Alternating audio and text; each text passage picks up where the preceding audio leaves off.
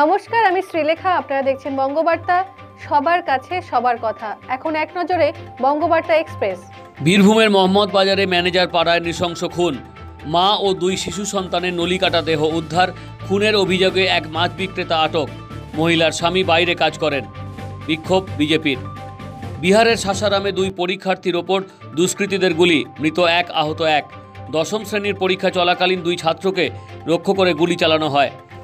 আজ আন্তর্জাতিক মাতৃভাষা দিবসে কলকাতা সহ রাজ্যের বিভিন্ন স্থানে ভাষা শহীদ স্মরণ অনুষ্ঠান। ট্যাংরার অভিজাত দে পরিবারের রহস্য মৃত্যুর পিছনে আর্থিক দেনা অন্যতম প্রধান কারণ, প্রাথমিক অনুমান পুলিশের। ট্যাংরার অভিজাত পরিবারের বাজারে দেনা ছিল 15 থেকে 20 কোটি টাকা। ঘটনার দিন সিসিটিভির প্লাগ খোলা ছিল, জানাচ্ছে পুলিশ।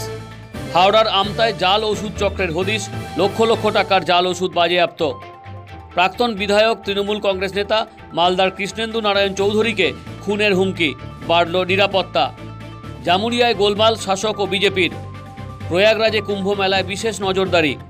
রাষ্ট্রপতি আসনে বসেই ডোনাল্ড ট্রাম্পের একের পর এক বাউন্সার, সেদেশে জনপ্রিয়তা কমছে ট্রাম্পের। দেখতে থাকুন বঙ্গবার্তা, সবার কাছে সবার কথা।